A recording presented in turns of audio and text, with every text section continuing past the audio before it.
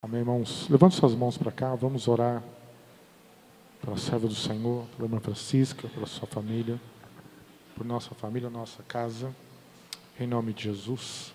Pai, eu quero agradecer ao Senhor pela vida da tua serva, ó Deus, pela disposição, por tudo que o Senhor tem feito na vida dela, na vida da família da tua serva, do teu servo. Sim, Deus, ó Deus, alcançando toda a nossa família, abençoando as nossas casas, ó Pai, alcançando ministérios e outras pessoas, Deus, com seus dons. Obrigado ali, ó Deus, na maternidade, pelo trabalho do Senhor, pelas líderes daquele lugar. E, ó Pai, em nome de Jesus, obrigado pela tua igreja, que tem dado também oração, apoio ao seu ministério. Obrigado, Senhor, pela vida dela, pelo discernimento. E nós queremos ouvir a tua voz, a tua palavra. Eu sei que o Senhor já falou o coração da tua serva. E que nessa noite o Senhor vai falar conosco. E, ó Deus, nós oramos e abençoamos a vida dela em nome de Jesus. Amém. Amém? Graça e paz. Igreja, que Deus abençoe todos. Tá? Hoje nós estamos no 6º dia, né, da oração. E só agradecer a Deus, né? Eu estava pensando sobre esses dias. Vocês estão ouvindo, né, no microfone? Eu estava pensando nesses dias, hoje eu estava pensando sobre esses dias de oração e no começo do ano, o ano de 2024, é como nós né, o barco de Jesus saindo daqui da igreja, né, saindo das nossas casas, para nós entrar nesse barco. Nós estamos nesse barco já. Tá? Nós já estamos no barco com Jesus. E quem quer estar, está. Né? Eu creio que todos os que estão aqui estão, né? Querem estar. E nós no barco de Jesus, nós vamos saindo, navegando com Jesus e trazendo pessoas para dentro do barco, né? Trazendo mais gente. Ou então distribuindo, que até a palavra que eu vou falar sobre o joio, sobre o trigo, distribuindo o trigo, né, que é a palavra de Deus, para as outras pessoas, né? E é por isso que nós fomos escolhidos, para nós distribuir o trigo, né, que o trigo representa a palavra de Deus, né? Enquanto mais gente nós pudermos resgatar para o Senhor, nesse ano 2024, né, principalmente as nossas famílias, porque é da nossa família que vem uma igreja, né, que vem para cá, para a igreja, e vai ter mais membros que pregam a palavra de Deus para outras pessoas, né? Então eu vejo assim, o barco do Senhor está já navegando, desde o dia 1º, né, de 2024, os outros anos atrás também, né, mas já se passaram, como foi a palavra de ontem. Então, eu quero dizer também 2 coisas sobre família e igreja. O que é que tem a ver com a parábola do joio e do trigo, né? Nós temos uma luta muito grande, já vou dando a explicada para resumir, né? Se fosse para falar, era muito tempo. O que é que tem a ver o joio e a nossa família? Nós temos muita dificuldade, principalmente quando nós já estamos numa certa idade, quando Jesus nos chama para servir o Senhor. Não é assim como já é membro, já nasce no berço cristão, né? Que nem o Lucas e a Raquel, né? É a Raquel mesmo. Então é que eu atrapalho o nome das irmãs. Tá aí o menininho, né, novinho já, né, na igreja. A Aline nasceu a Estela, né? Agora. Já é diferente dos pais dela, né? Que é eu e meu esposo. Quando nós entramos nesse barco de verdade, nós já tínhamos uma certa idade. Idade talvez que alguns de vocês têm, dessas, né? De 40, eu tinha 42 anos, né? Na época. Tenho filho que tem essa idade hoje, né? E os meus filhos já eram adolescentes. Para mim colocar esses filhos no barco, eles já tinham uma personalidade formadas, né? E o que é que significa joio, né, na família?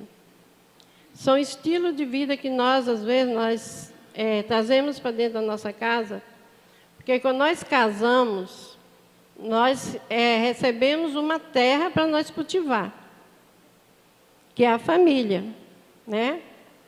Essa terra, ela é virgem, é bruta, e nós temos que saber como fazer, lidar com essa terra para plantar esse trigo, né? Mas quando nós temos Jesus, nós temos um sistema de vigilância muito boa, né? Para que não entre o joio nas nossas famílias. E hoje em dia nós sofremos muito com isso, porque, por exemplo, eu estou nesses dias de oração, tá eu e meu marido. E daí? Né? Não sei, às vezes o filho não sente vontade de estar aqui. Não sei por quê. Eu também não vou questionar isso. Cada um tem que questionar porque já tem Cristo, né? Jesus Cristo. Tem as suas razões. Estão cansados, estão de férias, né? Estão trabalhando também em outras partes também, ajudando, né? Mas nós estamos aqui. Já fiz várias cirurgias da minha visão, já são 4 com essa, que eu fiz agora no mês de dezembro. Nunca deixei de vir à igreja. Eu deixei esses dias porque não dava mesmo. Estava ainda com muita gastura nos olhos, não podia. Mas a vontade era de estar aqui. Por quê? Porque quando Jesus me chamou, Ele me chamou de verdade. Por quê também? Porque quando Jesus me chamou, eu vim de uma terra fértil. Não interessa se meu pai era católico, mas era um homem muito temente a Deus. E eu gostaria de deixar uma ilustração, quando ele chegou de São Paulo, nós chegamos de São Paulo, ele enfrentou uma terra, ele comprou uma terra, ele comprou um sítio, que era puro carrapicho, que se chama, não sei o que, baiano, que eu não vou falar a palavra aqui. Aquele negócio lá era tão bravo que ele foi visitar esse sítio. Ele olhou e quando ele viu o tamanho do carrapicho, era mais ou menos dessa altura. Que depois de cortado, com a enxada, a gente pegava com gancho, que era só meu irmão e ele podia entrar naquele carrapicho. Mas ele olhou naquela terra e ele, pelo tamanho do carrapicho, ele falou, essa terra é boa. Né? Ele enfrentou. É igual nós olhamos na pessoa, a pessoa, quando Jesus chama a pessoa que está mesmo determinada para servir a Cristo, é como essa terra. E às vezes a pessoa precisa tirar esse carrapicho, limpar para ele brotar, ele sair lavoura, sair trigo, né? O meu pai enfrentou aquele pedaço de chão lá, coisa dele fazer numa semana, ele gastava meses para poder combater aquela erva daninha, né? E ele conseguiu. Por quê? Porque ele viu 10 filhos do lado dele. Ele era um bom provedor. Ele cuidava dos filhos dele com muito amor. E ele enfrentou tudo na fé. Ele era católico, mas eu via todo dia ele agradecendo a Deus, cada dia, cada momento que ele chegava da roça, coberto de terra, as pernas dele da camisa abaixo, todo cheio de carrapicho, aqueles espinhos que tinha carrapado de facão para tirar. Não tinha como queimar, senão ia queimar a roupa. Aí o que eles faziam? Usavam as perneiras de papel para poder os carrapichos bater e cair. Mas assim mesmo ainda pegava. Quando eles tiravam aquelas botas de papel assim em cima da calça, eles balançavam assim, aqueles carrapichos caíam. Mais uma coisa, ele tinha tanta fé, porque ele tinha os 10 filhos dele e ele tinha um financiamento no banco que ele tinha feito. Né? E por que eu estou falando isso? Porque não interessa a terra sua que tiver um servo que nós encontramos no meio de uma sociedade, de estado de calamidade, nós como servos de Deus, nós como trigo. Nós somos trigo. Nós vamos procurar limpar. E o que nós fazemos todo dia, que nem meu pai fez pelaquela roça, aquele pedaço de chão, ele viu o resultado. Ele viu de longe os caminhões saindo gemendo, carregado de amendoim. Lá em cima, a carga.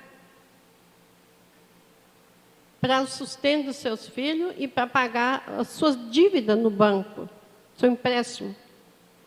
E ele pagou em 2 anos aquele sítio, trabalhando incessantemente, suando. Então, eu posso dizer que eu vim numa família assim. Se os meus filhos ou outro da minha família não tiver algum problema, eu não tenho. Meu pai e a minha mãe. E também não tem com o ministério também, o meu ministério que um dia Jesus me chamou.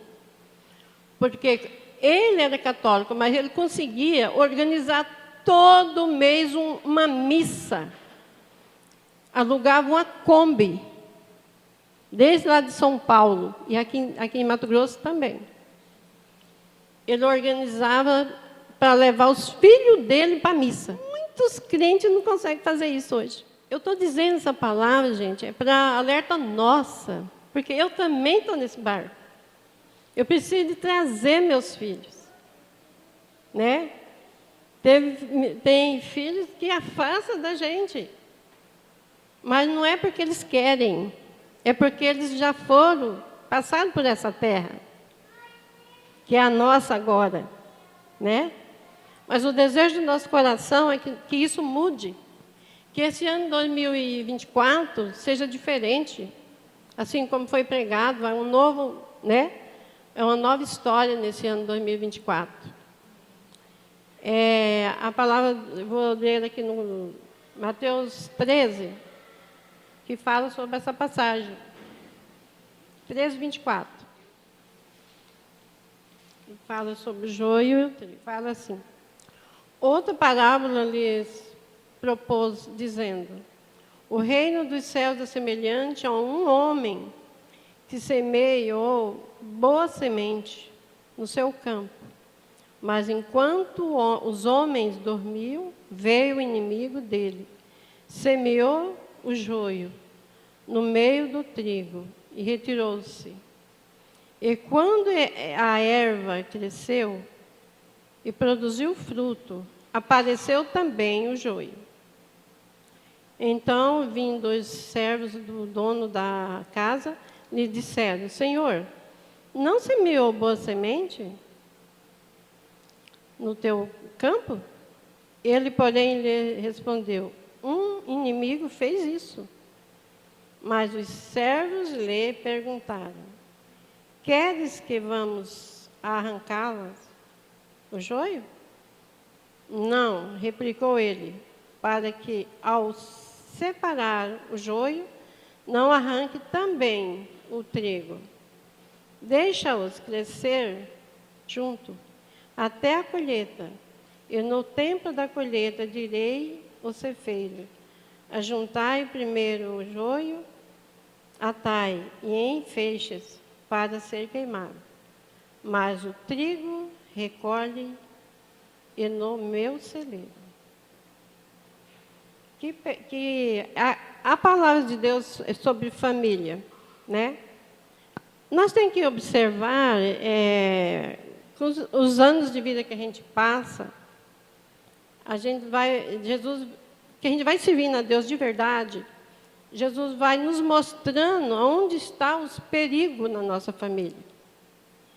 Entendeu? É muito de Deus, né? Até mesmo Jesus falou no dia que ele pregou aqui, que as coisas espirituais só através a parte espiritual para entender, né?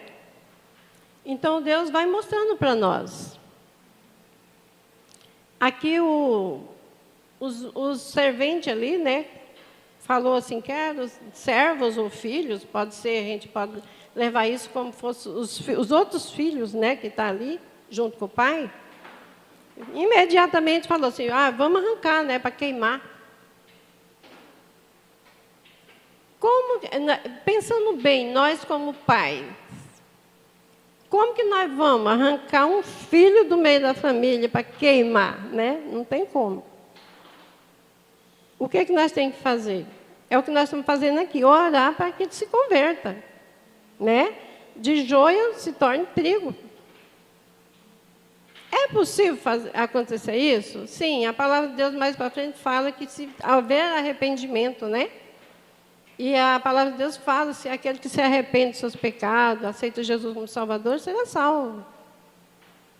Para Deus, Deus vê a mãe, a oração da mãe, a oração do pai. Ele vê, ele escuta, ele ouve e ele guarda. Com o passar do tempo, nós vamos vendo que Deus nos responde a nossa oração. Eu já passei por momentos que eu sei que Deus respondeu a minha oração. Eu sei que Deus respondeu a oração da igreja. Respondeu a oração desses 12 dias que nós oramos aqui na igreja. Deus responde. Deus respondeu quando nós estávamos no monte, orando pela nossa família. Deus respondeu tanto que o dia que Deus levou meu filho, após aquele momento que ele foi mesmo,